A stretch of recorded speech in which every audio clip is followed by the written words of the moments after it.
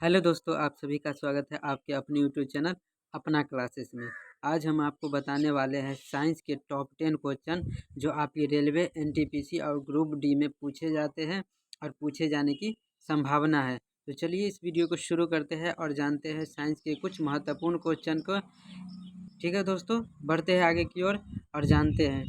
आपका पहला प्रश्न है दोस्तों, रेडियो एक्टिविटी की खोज किसने की थी? आपका पहला प्रश्न है, रेडियो एक्टिविटी की खोज किसने की थी?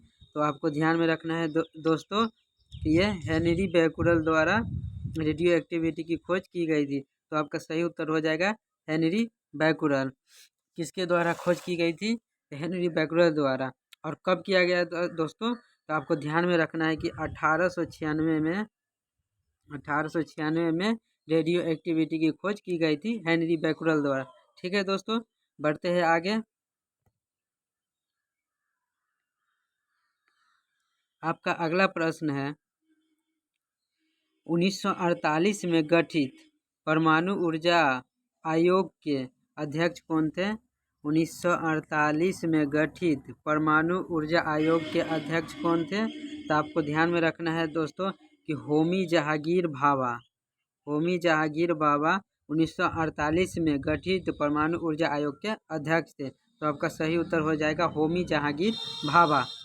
ठीक है दोस्तों, बढ़ते आगे की ओर। आपका अगला प्रश्न, सापेक्षता का सिद्धांत किसने दिया था? आपका अगला प्रश्न है, सापेक्षता का सिद्धांत किसने दिया था? तो आपको ध्यान में रखना है दोस्तों, सापेक्षता का सिद्धांत आइंस्टीन ने दिया था। किसने दिया था? आइंस्टीन ने दिया था। तो आपका सही उत्तर हो जाएगा आइंस्टीन। सापेक्षता का सिद्धांत किसने दिया था? आइंस्टीन ने दिया था। और कब दिया था दोस्तों? तो आपको ध्यान में रखना है कि 1905 में सापेक्षता का सिद्धांत दिया था आइंस्टीन ने।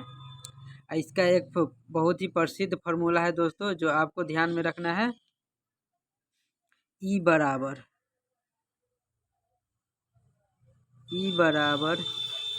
M C square.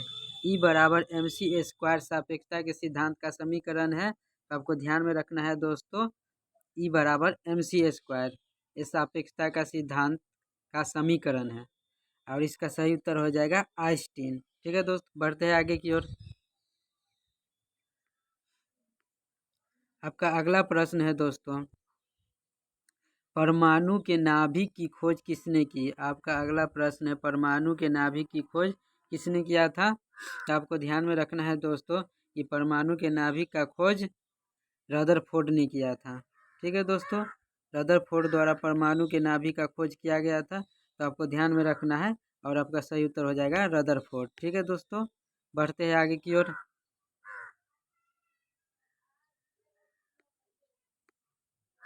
आपका अगला प्रश्न है,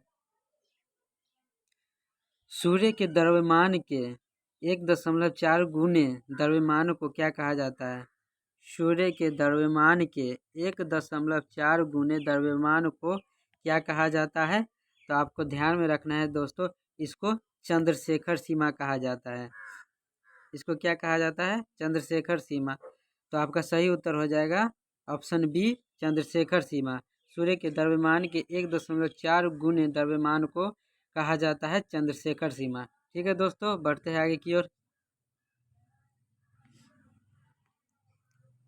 आपका अगला प्रश्न है, चेचक के टीके की खोज किसने की थी? चेचक के टीके की खोज किसने की थी? तो आपको ध्यान में रखना है कि चेचक के टीके की खोज एडवर्ड जेनर ने किया था। किसने किया था? तो एडवर्ड जेनर ने किया था। तो आपका सही उत्तर हो जाएगा option C, Edward Jenner. Edward Jenner ने टीके की खोज किया था। और कब किया था दोस्तों? तो आपको ध्यान में रखना है कि 1796 में चेचक की टीके की खोज एडवर्ड जेनर ने किया था। ठीक है दोस्तों, बढ़ते हैं आगे की ओर। आपका अगला प्रश्न है, राष्ट्रीय विज्ञान दिवस कब मनाया जाता है? राष्ट्रीय विज्ञान दिवस कब मनाया जाता है? तो आपको ध्यान में रखना है दोस्तों कि ये राष्ट्रीय विज्ञान दिवस है वो 28 फरवरी को मनाया जाता है। राष्ट्रीय विज्ञान दिवस कब मनाया जाता है? तो 28 फरवरी को मनाया जाता है। तो ऑप्शन डी आपका सही उत्तर हो जाएगा 28 फरवरी। ठीक है दोस्तों, बढ़ते हैं आगे की ओर।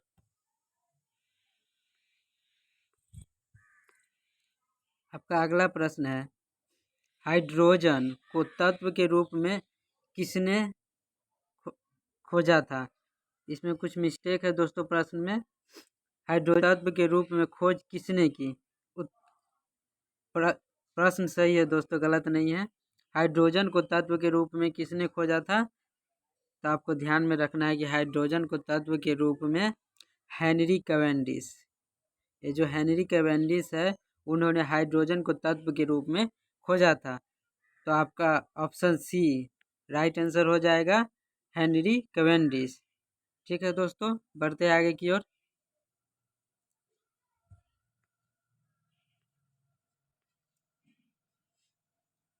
आपका अगला प्रश्न है, गति के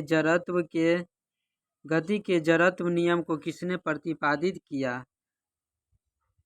गति के जड़त्व के नियम को किसने प्रतिपादित किया था? तो आपको ध्यान में रखना है दोस्तों कि गति के जड़त्व के नियम को गैलीलियो ने प्रतिपादित किया था। ठीक है दोस्तों, गैलीलियो, ऑप्शन बी आपका सही उत्तर हो जाएगा। गति के जड़त्व के नियम को किसने प्रतिपादित किया था? तो गैलीलियो ने प्रतिपादित किया था। ठीक है दोस्तों, बढ़ते आगे की ओर। आपका अगला प्रश्न है, ऑक्सीजन की खोज किसने की? आपका अगला प्रश्न है, ऑक्सीजन की खोज किसने की थी? तो आपको ध्यान में रखना है कि ऑक्सीजन की खोज सीले और प्रिस्टले द्वारा किया गया था। इसके द्वारा किया गया था, तो सीले और प्रिस्टले द्वारा ऑक्सीजन की खोज किया गया था। तो ऑप्शन डी आपका राइट आंसर हो जाएगा, सीले और प्रिस्टले। और कब किया गया था? तो आपको ध्यान में रखना है कि 1772 में ऑक्सीजन की खोज की गई थी। 1772 में ऑक्सीजन की खोज किसने की? तो सीले और प्रिस्टले ने। और कब किया? तो 1772 में। ठीक है दोस्तों, अब परमाणु के नाभिक की खोज कब की गई थी? परमाणु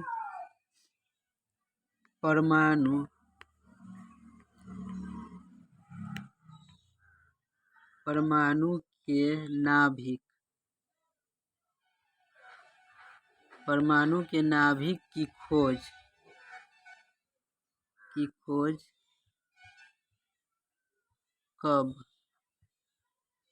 कब किया गया? ये प्रश्न है दोस्तों कि परमाणु के नाभिक की खोज कब किया गया था? तो आपको ध्यान में रखना है कि परमाणु की नाभिक की खोज 1911 में किया गया था। कब किया गया था परमाणु की नाभिक की खोज?